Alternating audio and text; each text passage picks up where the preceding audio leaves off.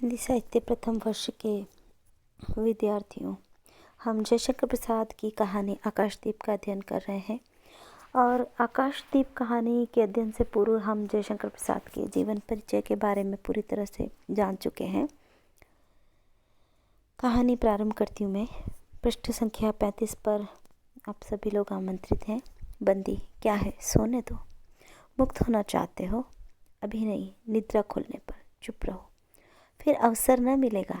बड़ा शीत है, कहीं से एक कंबल डालकर कोई शीत से मुक्त करता। आंधी की संभावना है, यही अवसर है। आज मेरे बंधन शिथिल हैं। तो क्या तुम भी बंदी हो? हाँ, धीरे बोलो। इस नाव पर केवल 10 नाविक और प्रहरी हैं। शस्त्र मिल जाएगा, मिल जाएगा।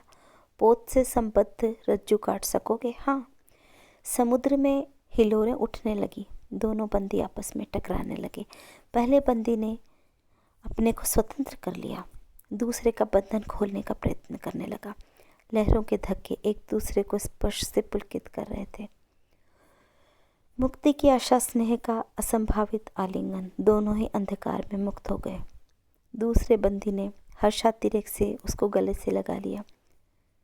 सहसा उस बंदी ने कहा, यह क्या, तुम स्त्री हो? क्या स्त्री होना कोई पाप है?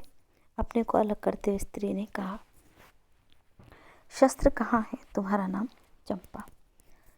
तारक खंचित नील अंबर और समुद्र के आकाश में पवन ऊधम मचा रहा था। अंधकार से मिलकर पवन दुष्ट हो रहा था। समुद्र में आंदोलन था। नौका लहरों में विकल रही थी।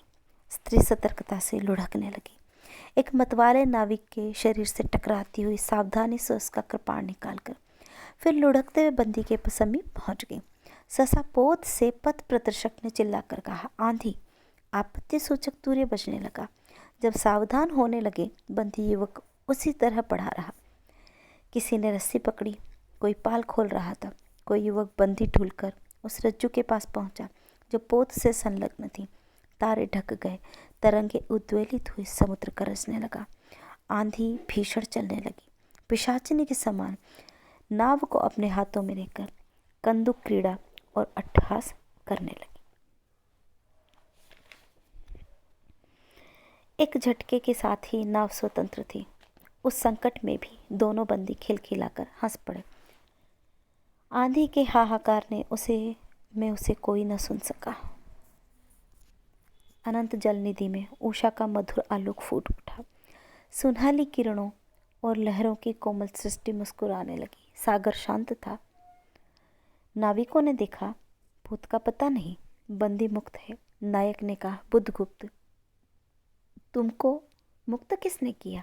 कृपाण दिखाकर बुद्धगुप्त ने कहा, इसने। नायक ने कहा, तो फिर बंदी बनाऊंगा किसके लिए? पौताध्यक्ष मणिभद्र। अतल जल में होगा नायक। अब इस नौका का स्वामी मैं हूं। तुम? जलदस्यु बुद्धगुप्त, कदापि नहीं। चौंक कर नायक ने कहा, अपना कृपाण टटोलने लगा। चंपा ने इसके पहले उस पर अधिकार कर लिया था। वह क्रोध से उछल पड़ा। तो तुम द्वंद्व युद्ध के लिए प्रस्तुत हो जाओ। जो विजयी होगा वही स्वामी होगा। इतना कहकर बुद्धगुप्त ने कृपाण देने का संकेत किया। चंपा ने कृपाण नायक के हाथ में दे दिया। भीषण घात प्रतिघात आरंभ हुआ। दोनों कुशल, दोनों त्वरित गति वाले थे। बड़ी निपुणता से बुद्धगुप्त ने अपना कृपाण दांतों से पकड़कर अपने हाथ स्वतंत्र कर लिए। चंपा भय और विस्मय से देखने लगी। नाविक प्रसन्न हो गए, परंतु बुद्धगुप्त के लाघव से नायक का कृपाण वाला हाथ पकड़ लिया और विकट हुंकार से दूसरा हाथ कांटे में डाल उसे गिरा दिया। दूसरे ही क्षण प्रभात की किरणों में बुद्धगुप्त का विजयी कृपाण उसके हाथों में चमक उठा। नायक की कातर आंखें प्राण भिक्षा मांगने लगी। बुद्धगुप्त ने कहा, बोलो, अब स्वीकार है कि नहीं? मैं अनुचर हूँ वरुण देव की शपथ, मैं विश्वासघात नहीं करूँगा। बुद्धगुप्त ने उसे छोड़ दिया। चंपा ने युवक जलदस्यु के समीप आकर उसके क्षतों को अपने स्निग्ध दृष्टि और कोमल करों से वेदना विहीन कर दिया। बुद्धगुप्त के सुगठित शरीर पर रक्त बिंदु विजय तिलक कर रहे थे। विश्राम लेकर बुद्धगुप्त ने पूछा, हम लोग कहाँ होंगे? बाली द्वीप से बहुत दूर, संभवतः एक नवीन द्वीप के पास, जिसमें अभी हम लोगों का बहुत कम आना जाना होता है। सिंघल के वणिकों का वहाँ प्राधान्य है।